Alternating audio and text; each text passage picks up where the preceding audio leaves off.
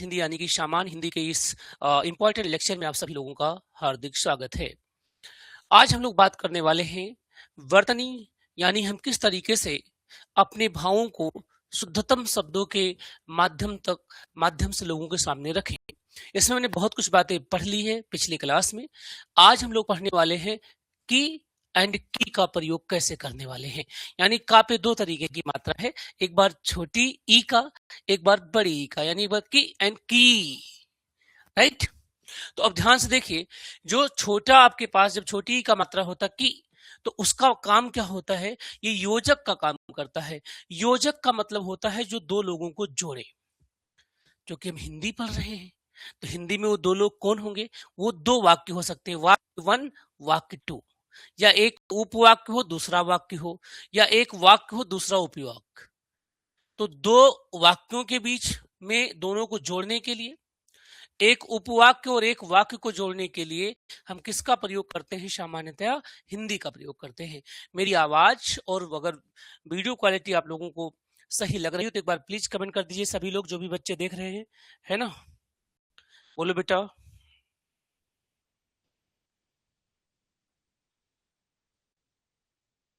कर दो बच्चों, वेरी गुड, ठीक है। अब मैं आपसे एक एग्जाम्पल दे रहा हूं दो वाक्यों का बच्चों। रमेश ने कहा इस बार मैं घर जाऊंगा। अरे बोलो, रमेश ने कहा, ये कोई वाक्य है। रमेश ने कहा, रमेश ने कहा, रमेश ने कहा इस बार मैं घर जाऊंगा, ये दूसरा वाक्य है। इस बार मैं घर जाऊंगा, इस बार मैं घर जाऊंगा। तो इन दोनों वाक्यों को अगर आपको जोड़ना है ना, तो आपको क्या लगाना पड़ेगा कि योजक और योजक क्या होगा, की होगा। रमेश ने कहा कि इस बार मैं घर जाऊंगा, रमेश ने कहा कि इस बार मैं घर जाऊंगा। तो ये जो रमेश ने कहा ये एक अपने आप में वाक्य है या उपवाक्य है। इस बार मैं घर जाऊंगा ये अपने आप में कंप्लीट वाक्य है। और जब आपका वाक्य कंप्लीट हो जाता है तो वहां पर हम लगाते हैं एक चिन्ह, जिसको हम लोग विराम चिन्ह कहा करते हैं। तो की का मतलब यानी की का जो उपयोग हिंदी में है, हिंदी ग्रामर में, वो इसी बात के लिए है कि इसका उपयोग दो वाक्यों को जोड़ने के लिए है, या एक वाक्य और एक उपवाक्य को जोड़ने के लिए है। ये उपवाक्य पहले भी आ सकता है या बाद में भी आ सकता है। क्लियर हो गई बात। अब समझते हैं ई, यानी जब बड़ी ई की मात्रा होगी तो उसको कैसे समझेंगे बच्चों। क्लियर है, वेरी गुड, ठीक है बेटा। अब ध्यान से देखिए, जो आपके पास की है ना, ये और ही ज्यादा इंपॉर्टेंट है। किसके लिए, एग्जाम पॉइंट ऑफ व्यू से बच्चों, ठीक है। की का प्रयोग दो रूपों में होता है। तो इसका पहला रूप आप समझिए, इसका जो पहला रूप है यानी की का जो पहला रूप है ना, की को दो रूपों में हम प्रयोग करने वाले हैं। तो जो पहला रूप है इसका, वो समझते हैं बच्चों। फर्स्ट रूप जो इसका है ना, करना जो क्रिया होती है ना, करना किसी चीज को कर रहे हैं, करना जो क्रिया है, करना क्रिया के भूतकालिक रूप में, करना क्रिया के भूत मतलब जो बीत चुका हो, भूत मतलब जो खत्म हो चुका हो, उसी को तो भूत कहते हैं। आदमी मरने के बाद भूत बनता है, यानी वो खत्म हो चुका है, यानी वो बीत गया है, तभी भूत है। जो अभी है वो वर्तमान है, यानी कि प्रेजेंट है ना। तो करना क्रिया के भूतकालिक रूप में, भूतकालिक रूप में, हिंदी को आप हल्के में नहीं लेंगे। ये जो सामान्य हिंदी का पोर्शन है, ये कम से कम 50% लोगों को बाहर कर देगा कंपटीशन से। इस नाते इसको भी आपको ध्यान रखना है कि आपके ऑप्शनल के साथ साथ, यानी आपके सब्जेक्ट के साथ साथ इसकी भी उतनी ही इंपॉर्टेंट भूमिका है जितना कि केमिस्ट्री की है। केमिस्ट्री से किसी भी मामले में कम इसकी भूमिका नहीं है, यानी ऑप्शनल सब्जेक्ट से, जो भी आपका ऑप्शनल सब्जेक्ट है उससे। तो देखिए बच्चों, उसने रात भर पढ़ाई, उसने रात भर, जैसे एग्जाम्पल में क्या लिखोगे, पहला इसका एग्जाम्पल हो गया उसने, उसने रात भर क्या करा? पढ़ाई। अब अगर मैं यहाँ पे उसने रात भर पढ़ाई, ये इनकम्प्लीट है ना। जैसे आपने कहा पढ़ाई की, तो इसका मतलब उसने जो पिछली रात थी उस रात में पढ़ाई की है। तो करना क्रिया, और कौन सा करना? जो पीछे बीत चुका है, यानी जो भूतकालिक है, जो चीज हो चुकी है उसको, उसमें अगर करना वर्क वाला जो क्रिया आपके पास डूइंग वाला है, ये करना क्रिया अगर आ रहा है तो उसको व्यक्त करने के लिए हम की लगाते हैं बच्चों। ठीक है, चलो एक दूसरा एग्जाम्पल समझाते हैं, उससे और आसानी से आपको बात समझ में आ जाएगी। मोहन ने मेरी मदद की। अरे मोहन नहीं पसंद आ रहा है तो आप सोहन लिख दीजिए आप। ठीक है, राम ने मेरी मदद की। राम ने मेरी मदद की। मेरी मदद, ये देखिए इनकम्प्लीट है यहां तक, लेकिन जैसे ही आपने की लगा दिया, ये कैसा हो गया? मदद हो चुकी है ना। जो चीज हो चुकी है इसका मतलब वो क्या है? वो पास्ट में है, यानी कि भूतकाल में है। तो भूतकालिक रूप में प्रयोग होती है कब? जब क्रिया जो है करना हो, जहां पे कोई चीज हो रही हो, जैसे कि पढ़ाई हो रही है या हो गई है। पढ़ाई अपने आप में क्या है? क्रिया है। मदद भी क्या है? क्रिया है। तो ऐसा ही एक वाक्य आप लोग लिख के दिखाओ जरा कमेंट बॉक्स में। ऐसा ही एक एग्जाम्पल लिख के दिखाइए आप लोग। तब तक मैं इसका दूसरा मीनिंग आपको बताता हूं बच्चों। इसका उपयोग हम संबंध कारक के स्त्रीलिंग के फॉर्म में भी करते हैं। संबंध कारक के स्त्रीलिंग के रूप में, दो लोगों के बीच में संबंध। ठीक है, संबंध कारक, संबंध कारक के स्त्रीलिंग के रूप में।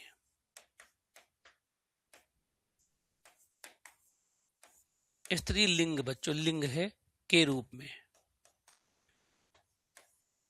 स्त्री, स्त्री का मतलब एक स्त्रीलिंग है, एक आपके पास पुरुष लिंग है, एक उभय लिंग है, तीन लिंग है हिंदी में। तो एग्जाम्पल क्या बनेगा बच्चों? रामू, रामू की बहन बाजार गई। रामू की जो बहन है, बहन कैसा है? स्त्रीलिंग हो गया। कहां गई? बाजार गई। रामू की बहन कहां गई? बाजार गई। तो यहां पे का लगा के देखो, फिट ही नहीं होगा। क्या रामू का बहन बाजार गई? नहीं, गलत हो जाएगा। यानी यहां पे आएगा क्या? की आएगा, बड़ी वाली की आएगी, ये वाली का पे बड़ी मात्रा की। तो इसका मतलब की जब यूज होगा, है ना, तो जो आपके पास पहला कर्ता होगा, दूसरा जो आपके पास पार्ट होगा, ये इसके स्त्रीलिंग, ये जो वाला पार्ट होगा ये स्त्रीलिंग पार्ट होगा। अगर मैं लिखता राजू की भाई बाजार गई तो गलत हो जाता ना, क्योंकि भाई क्या है? स्त्रीलिंग की जगह पुरुष लिंग है। तो ये सब बात जो है, हम जब आप दैनिक जीवन में इस्तेमाल तो करते हैं, बिल्कुल समझते हैं, लेकिन जब हम उसको शब्दों के माध्यम से लिखना होता है तो कहीं ना कहीं हम लोग गलती कर देते हैं। वो गलती दोबारा ना हो, इस नाते हम इन चीजों को पढ़ रहे हैं और ये क्वेश्चन आएगा। एक और क्वेश्चन आप लोगों के सामने है, ऐसा ही क्वेश्चन है, बिल्कुल सामान्य सा ही क्वेश्चन है। राजू की पुस्तक खो गई। राजू, राजू है, उसकी पुस्तक खो गई है, तो पुस्तक स्त्रीलिंग हुई कि नहीं हुई? पुस्तक खो गई। पुस्तक कभी खो गया नहीं लिखते ना आप। तो राजू की पुस्तक खो गई, तो पुस्तक कैसी हो गई? स्त्रीलिंग। इस स्त्रीलिंग का इसके साथ संबंध कौन बता रहा है? कि इस नाते की कैसा हो जाएगा? यहाँ पे संबंध कारक के रूप में यूज हो रहा है। बोलो भाई, यहाँ तक कोई डाउट तो नहीं है? राजू का भाई, तो राजू का भाई होगा, राजू की भाई नहीं हो सकता। बिल्कुल सही आपने लिखा है। आई थिंक यहां तक किसी बच्चे को कोई डाउट परेशानी नहीं होगी। कमेंट कर दो भैया, सब ठीक है?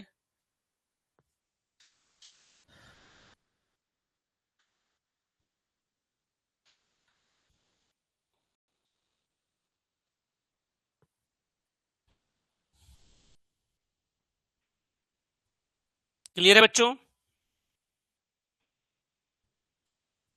अब देखो, जब हम लोग हिंदी पढ़ते हैं बच्चों, तो हिंदी में दो तरीके से बा या वा लिखा जाता है। और ये अपने आप में बहुत महत्वपूर्ण होने वाला है कि हम कैसा लिखना पसंद करेंगे।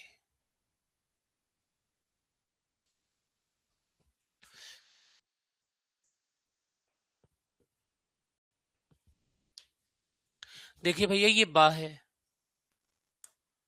और ये क्या है, वाह है ना। इन दोनों से सेंटेंस बनाइए, इनसे सेंटेंस बनाओगे तो अगर एक दूसरे को किसी के स्थान पे पुट कर दोगे तो मीनिंग बदल जाएगी, राइट, है ना। तो बा और वाह के प्रयोग को बहुत ही सावधानी के साथ हम लोगों को करना है बच्चों, बहुत ही ध्यान से करना है बा का प्रयोग और वाह का प्रयोग, है ना।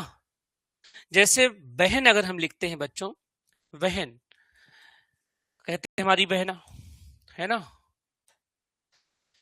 तो ये बहन है, तो बहन का मतलब ही होता है हिंदी में भगनी, है ना, यानी सिस्टर। अगर आपने ये बा वाला, ये पाफा बाबा वाला लगाया तो आपका क्या हो गया, भगनी हो गया इसका मीनिंग। लेकिन अगर आपने वहन लिख दिया तो यही वहन, जब ये वहन बनती है तो क्या हो गया, ये भार हो जाता है ना। इसका मीनिंग भार है, इसका मीनिंग भगनी है। तो इसका मतलब यह है कि अगर आप बा की जगह पे वाह करेंगे तो अर्थ का अनर्थ हो जाएगा, ठीक है। तो अर्थ के अनर्थ से बचने के लिए ये जरूरी बात है कि हमें कहां पर बा यूज करना है और कहां पर वाह यूज करना है, इस बात की समझ गहराई के साथ होनी चाहिए।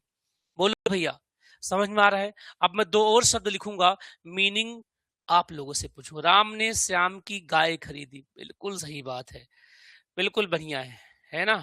चलो, प्रज्ञा जी ने बिल्कुल सही एग्जाम्पल दिया है। एक और क्वेश्चन मैं आप लोगों के समझ रखा हूं। अगर मैंने हन के साथ वा लगाया तो बहन हो गई, हन के साथ वा लगाया तो वहन हो गई, और बहन और वहन में एक बड़ा डिफरेंस है प्यारे बच्चों, ठीक है। अब बताओ, एक और क्वेश्चन हमारे पास है बच्चों, ठीक है। एक होता है बार, बार जानते ना, ये रा है और रा के सामने हमने लगाया क्या, बार, और इसी रा के सामने हमने क्या लगाया, वार। तो पहले वाले की मीनिंग बताओ जरा कोई, बार की मीनिंग क्या होती है, वार की मीनिंग क्या होती है, बोलो भाई। बार की मीनिंग क्या होती है बच्चों, है ना, और वार का मीनिंग क्या होता है। बार की अंग्रेजी मीनिंग मत बताइएगा, नहीं तो दारू का ठेका समझेंगे लोग। वेरी गुड, आंसर आ गया। बस यही चाहता हूं कि आपके आंसर आ जाए, है ना। ओहो, वेरी गुड।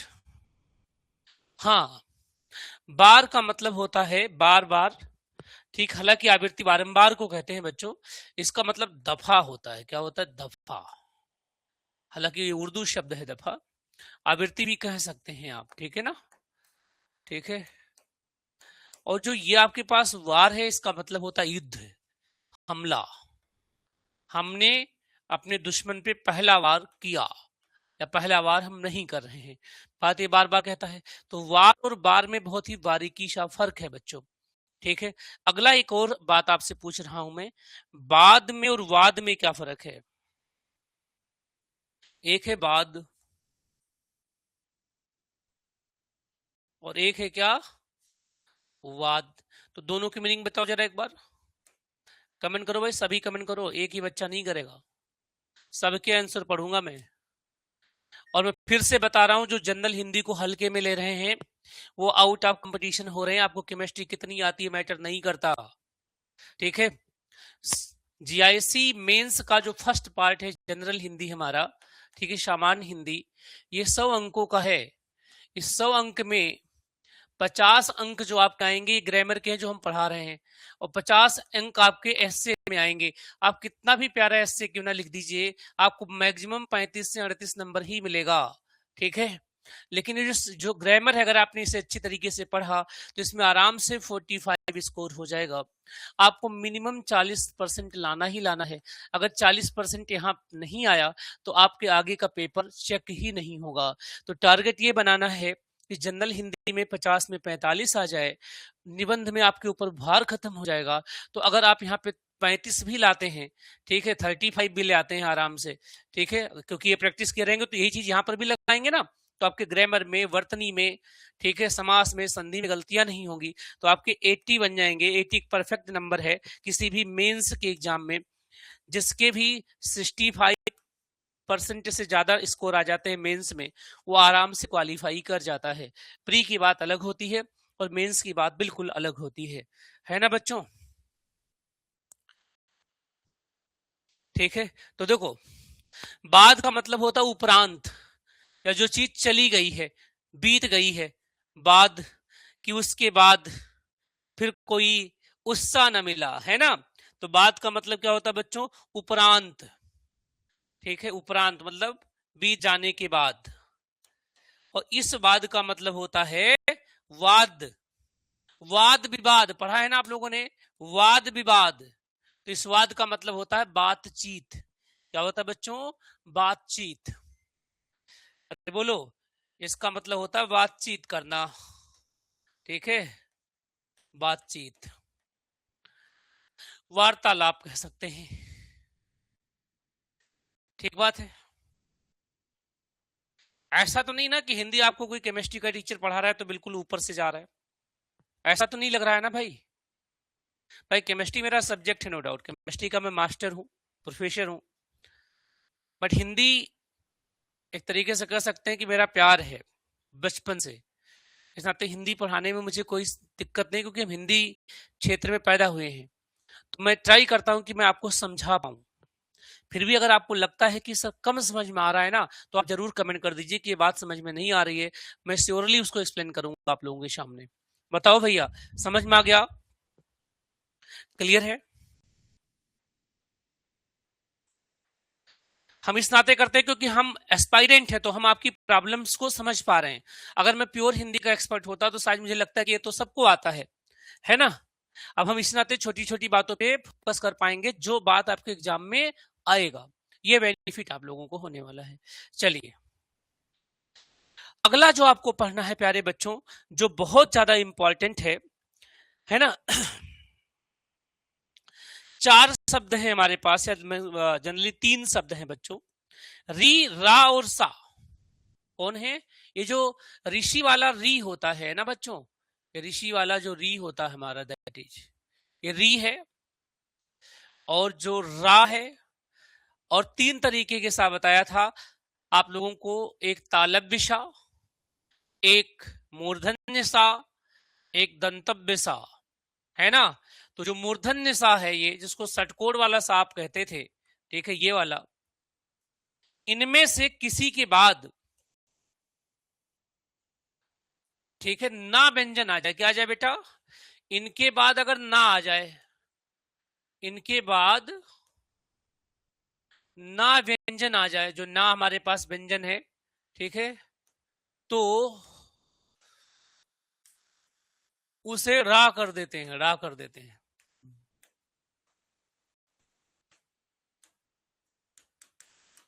जैसे जैसे जैसे परिणाम, परिणाम, परिणाम। परिणाम को हमने क्या करा? घुमाया, ना को बदल दिया किसमें? परिणाम में। किसमें? परिणाम में। समझ में आ गई बात? अब हमेशा अड़ा नहीं लगाना है। ना की जगह पे अड़ा ऑलवेज नहीं लगा सकते बच्चों। ना की जगह पे अड़ा तभी होगा जब री के बाद ना आए, रा के बाद ना आए और सा के बाद ना आए। वाद पश्चात होता है। वेरी गुड, बहुत बढ़िया। और आज का मैंने असाइनमेंट दे दिया है ना बेटा, हिंदी का, केमिस्ट्री का, प्लीज करिएगा आप लोग। ग्रुप में भेज दिया है। कल के बाद से मैं ग्रुप लॉक भी कर दूंगा, आपके लिए ग्रुप रहेगा वो, है ना? हिंदी के क्वेश्चन मैंने डाल दिए हैं, आप उन्हें करके मुझे भेजेंगे। केमिस्ट्री का भी होमवर्क मैंने आप लोगों को प्रोवाइड कर दिया है, आप उसे भी करके भेजेंगे, क्योंकि बहुत सारे बच्चे जब करके भेजते हैं मुझे बहुत अच्छा लगता है। जब मैं सुबह ओपन करता हूँ, आपके असाइनमेंट के क्वेश्चन आ जाते हैं जो आपको होमवर्क दिए गए होते हैं, उनको मैं पढ़ता हूँ, फिर मैं उसको कमेंट भी करता हूँ कि आपने कैसा लिखा है, तो मुझे भी बहुत अच्छा लगता है। क्योंकि जितने जो आप जिस कह सकते हैं कि जिस श्रद्धा के साथ, है ना, जिस दक्षता के साथ आप आंसर राइटिंग कर रहे हैं, ये आपके सक्सेस का पहला मंत्र है। या कह सकते हैं आपकी जो सक्सेस की सीढ़ी है बहुत मजबूत है। जो इस बात को लगे कि मैं एनसीईआरटी पढ़ लूंगा, पहले पढ़ूंगा बाद में लिखूंगा, ये नहीं, दोनों काम करना है। और क्वालिटी कंटेंट पढ़ना है, quality content, right? Objective question नहीं है ये, लिखना भी है आप लोगों को। तो री, रा और सा के बाद अगर ना व्यंजन आए बच्चों, तो हम उसे अड़ा कर देते हैं। ये बहुत ही इंपॉर्टेंट बात हो गई। दूसरा जो इसमें इंपॉर्टेंट बात क्या है बच्चों, ध्यान से देखो। अगर मैं आपसे कहूं कि कई बार ये ए आता है, ये और ए, इन दोनों में ज्यादा बड़ा कौन है? पहला वाला बड़ा है या दूसरा वाला बड़ा है? अरे बताओ बच्चों, पहला वाला बड़ा है दूसरा वाला बड़ा? ये कमेंट करो भाई सभी। इसका मीनिंग समझो, यहां साइंटिफिक चीजें चल रही हैं। बिल्कुल हिंदी और संस्कृत बहुत ही साइंटिफिक है और हमारी मातृभाषा है। हिंदी में हमारा पवित्र रामचरितमानस लिखा गया है ना? अवधि में लिखा गया है, लेकिन देवनागरी लिपि है रामचरितमानस, जिसको हम लोग हर रात गाते हैं। क्लियर बात है। हमारी बहुत सारे जो ग्रंथ हैं, इवन हमारे आसपास की जो भाषा है, हम लोग बोलते हिंदी में है, तो हिंदी को अच्छी तरीके से क्यों ना समझ लें बच्चों। आप लिख करके बच्चों ऐप पे देखिएगा, कंटेंट में जाइएगा, ठीक है, वहां पे, या मुझे दे दीजिएगा बच्चों।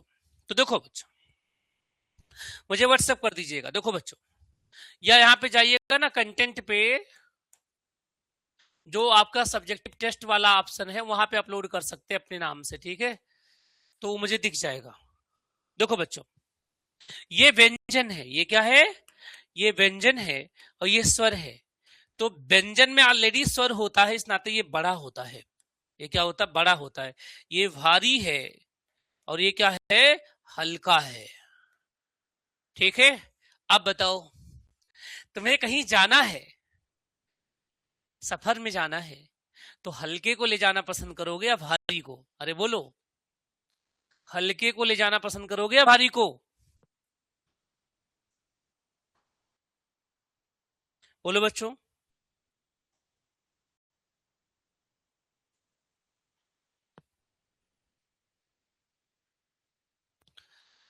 तो भाषा विद्वान कहते हैं, जितने कम वर्ण होंगे, जितने कम वर्ण, उतनी अच्छी भाषा मानी जाएगी, उतनी अच्छी भाषा मानी जाएगी। ठीक है, अब मान लीजिए मैं किसी से कहता हूं give me water, give me water, समझ गई बात हो? अब आप उसे संस्कृत में कहेंगे, ऐसा संस्कृत भाषा देववाणी है, लेकिन वो शायद और बड़ा हो जाए, किसी और भाषा में कहोगे और बड़ा हो जाएगा। तो विद्वान कहते हैं कि जो कम्युनिकेशन की लैंग्वेज होनी चाहिए, उसमें वर्ण कम से कम यूज किया जाए, जितना कम बोलेंगे और ज्यादा ज्यादा समझें। तो आप बताओ, ये भारी है यानी यहाँ पे कम वर्ण है। वर्ण क्या है? वर्ण मतलब अक्षर, इसमें ज्यादा अक्षर है। यहाँ क्या है बेटा? ज्यादा है। और यहाँ पे वर्ण क्या है बेटा? कम है। भाषा विद्वान कहते हैं कि आप ऐसा शब्द लिखिए, वो भाषा अच्छी मानी जाती है जिसमें वर्ण का प्रयोग कम से कम हो। ठीक बात है। तो अब मुझे आप लोग बताओगे कि अगर मैं आपसे कहूं, ठीक है ना, अगर मैं आपसे कहूं रुपये और रुपये में कौन सा ज्यादा सही होगा, हालांकि दोनों लोग लिखते हैं, तो बताओ, अब आप बताओ, ये रुपये सही होगा, ये पिंक सही है, या ये ग्रीन सही है? अरे बोलो, पिंक सही है या ग्रीन सही है? पिंक या ग्रीन? पिंक या ग्रीन, जल्दी बताओ, पिंक या ग्रीन? कमेंट कर दो भाई अगर समझ गए हो तो, है ना? अरे कमेंट कर दो भाई। पिंक को, वेरी गुड, बहुत बढ़िया। पिंक को? नहीं नहीं नहीं नहीं, देखो, जितने कम वर्ण उतनी अच्छी भाषा।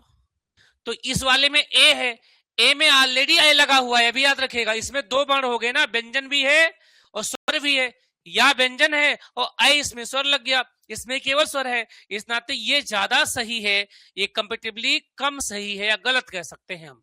ठीक है, तो रुपये दोनों रुपये हैं, नॉर्मल हिंदी में तो दोनों लिख सकते हैं आप, लेकिन जब आप ऐसे ग्रामर पढ़ रहे होते हैं ना, तब आपको बहुत माइन्यूट बात पर भी काम करना है, क्योंकि इस बात के लिए अगर किसी के 4 नंबर काट लिए जाए तो उसे तो भरोसा नहीं होगा कि मैंने गलती रखी है, वो कहेगा तो हमें दोनों समान पढ़ाया गया है। बोलो भैया। तो एक और मैं आप लोगों से पूछूंगा, उसका आंसर आप लोग दीजिएगा बच्चों प्लीज, ठीक है। आप लोग समझ रहे हैं, बहुत अच्छा, और इस बात से मुझे खुशी होती है। एक और मैं 2 शब्द आपके सामने प्रस्तुत करने जा रहा हूं, ठीक है। जैसे एक है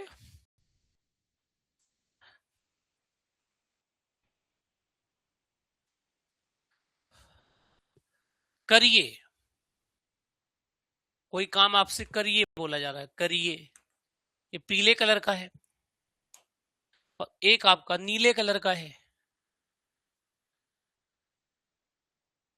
ज्यादा सही कौन होगा, पीला या नीला? पीला या नीला?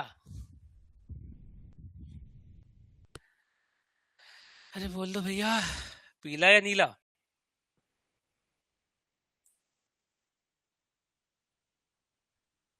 नीला, वेरी गुड, बहुत बढ़िया।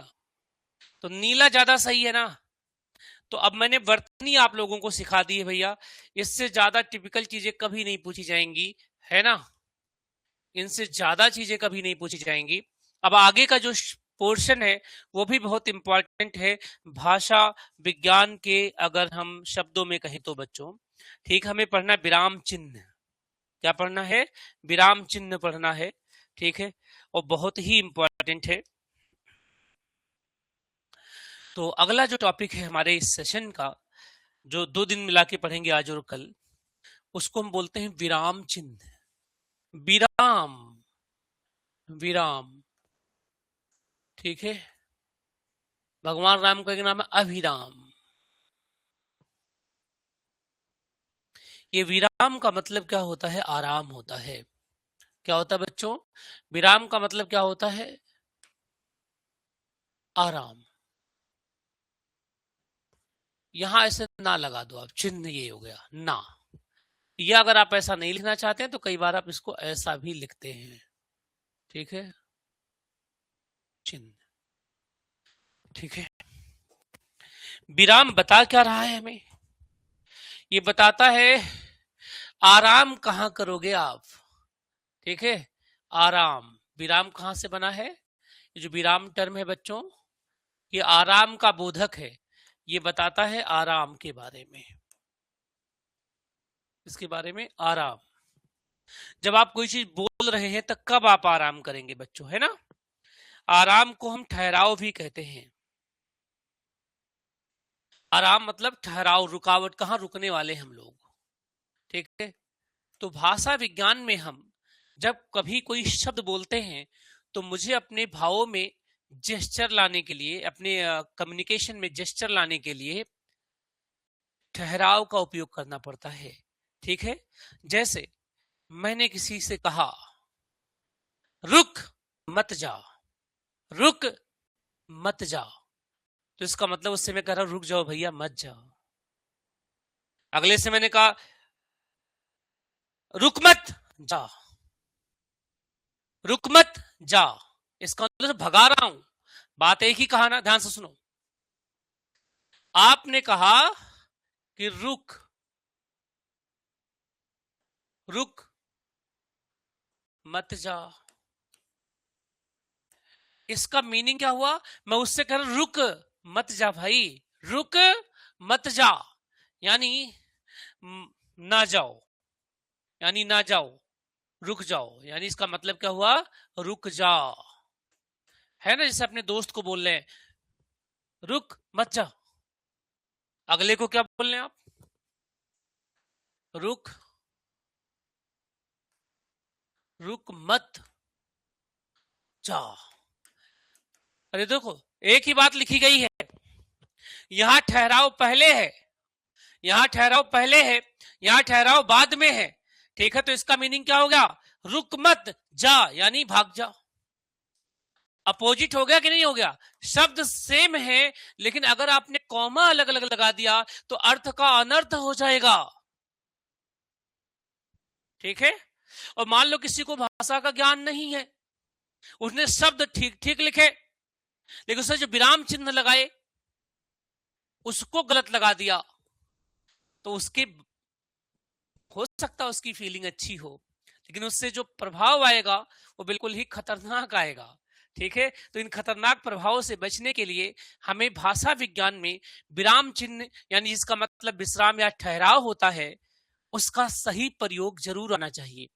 अगर हम विराम चिन्ह जो करीब 10-12 टाइप्स के होते हैं, उनमें से मूल जो हमारे पास विराम चिन्ह है वो ये वाला है। प्योर हिंदी में केवल एक ही विराम है, ये वाला बस, ठीक है। बाकी सारे अंग्रेजी से लिए गए हैं। कहां से लिए गए भैया? इंग्लिश से लिए गए हैं। बाकी सारे कहां से आ रहे हैं? इंग्लिश से। प्योर हिंदी में जो शुद्ध हिंदी हमारी है, शुद्ध हिंदी में हम केवल और केवल ये वाला यूज करते थे, लेकिन अब बहुत सारे जैसे कि आप ये यूज करते हैं, आप ये यूज करते हैं, आप कॉमन करते हैं, आप छोटा बनाते हैं, आप बड़ा बना देते हैं, आप इस तरीके से चीजें बनाते हैं, आप ऐसे बना देते हैं, ठीक है, आप ऐसे बना देते हैं, क्लियर है, आप ऐसे बना देते हैं, आप बहुत सारे, ये सब क्या है? हमारे विराम चिन्ह है, और ये अपने आप में बोलते हैं।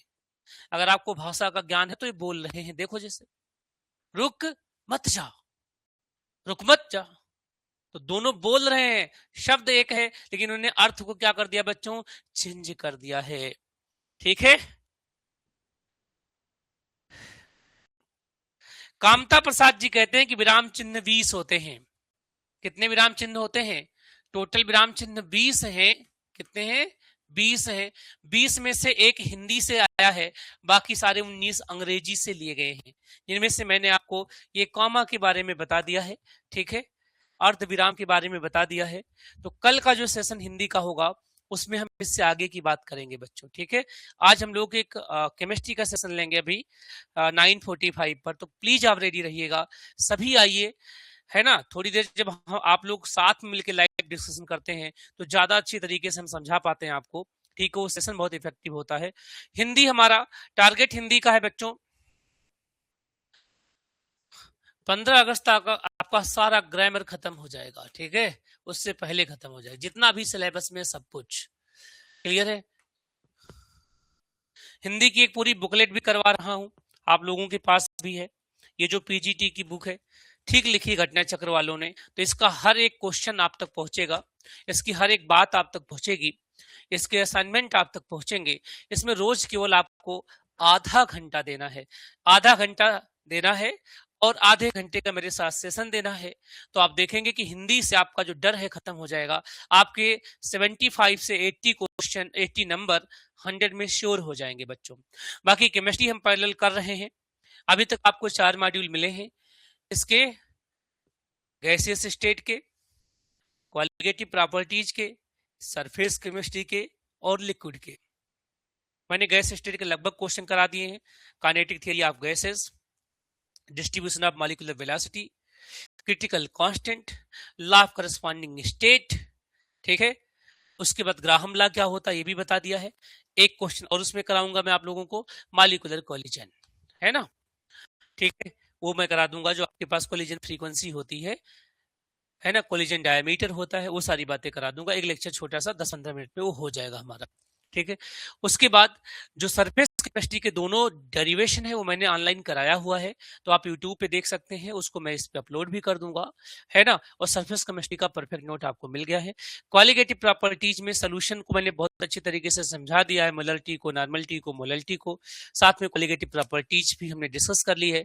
फिर भी अगर आपको डाउट आता है, उसमें जो भी पीछे क्वेश्चन है ना उसको मैंने आगे रख दिया है, उसके डेरिवेशन रख दिए हैं आगे, बीच में मैंने न्यूमेरिकल्स लगा दिए हैं, स्टैंडर्ड न्यूमेरिकल्स हैं, प्लीज पढ़िएगा। एक बुकलेट के लिए एक दिन निकालिए तो आप 22 दिन में 22 बुकलेट कंप्लीट करेंगे, और 22 आपके पास टॉपिक है ही नहीं। आप टोटल टॉपिक अगर काउंट करोगे तो 6 से 7 फिजिकल में है, 6 से 7 ऑर्गेनिक में है, और उतना ही क्या है इनऑर्गेनिक में से। अगर 7-7 टॉपिक भी लूं तो टोटल 21 टॉपिक ही होते हैं बच्चों, ठीक है। तो मिलते हैं थोड़ी देर बाद हम लोग एक लाइव सेशन में, जहां हम डिस्कस करेंगे थर्मोडायनेमिक्स, और थर्मोडायनेमिक्स का मॉड्यूल आपका रेडी हो रहा है, नाइट तक रेडी हो जाएगा, उसको मैं अपलोड कर दूंगा बच्चों। जो भी आपके दोस्त होंगे, फ्रेंड होंगे, आप ट्राई करिए कि ज्यादा से ज्यादा बच्चे मेंस के हमारे इस प्रोग्राम में जुड़े, जिससे मैं चाहता हूं कि इस बार सारा सिलेक्शन यहीं से हो मेंस का, ठीक है। चलिए भाई, थैंक यू फॉर वॉचिंग, मिलते हैं हम लोग केमिस्ट्री के सेशन में, और फीडबैक आप ग्रुप में जरूर दीजिएगा कि कैसा रहा, कैसा लगा आपको।